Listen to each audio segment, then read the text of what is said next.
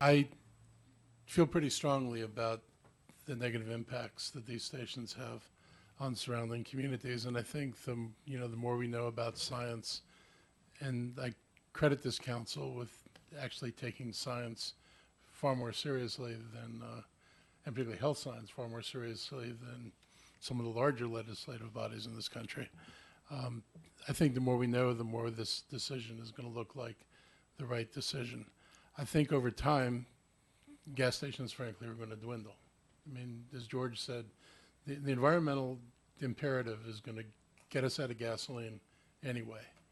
And so you might have a blip for a short period of time, but at the end of the day, I don't believe for a second that 20 years from now most vehicles are going to be gas-fueled vehicles. I just think that's going to change, and that'll be a good thing.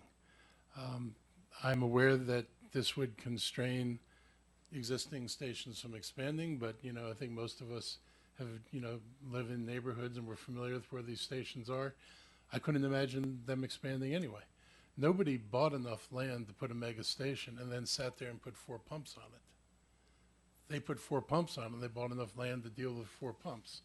So the idea that somebody would try to cram in something that could pump this much gasoline, the only way you'd accommodate it, and you're only doing it if it's discount, because you're certainly not doing it if you're the high guy on the block.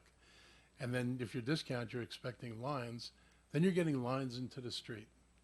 And that's not what, there's not room for that. So I think the argument that, we preclude it technically, but I think the real world would preclude it just because it doesn't fit in the real world.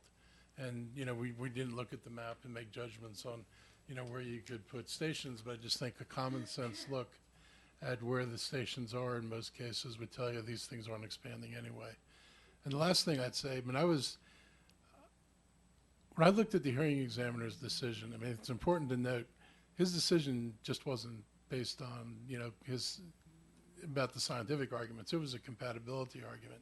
And I would argue, if it's not compatible in a parking lot in Wheaton with houses, not right up next to it, literally right next to it where many other gas stations are, it's hard to imagine where it's going to be compatible.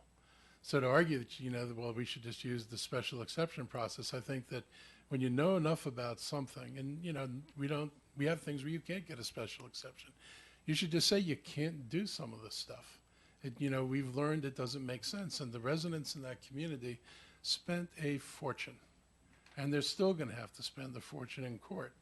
And that's just really not fair to people.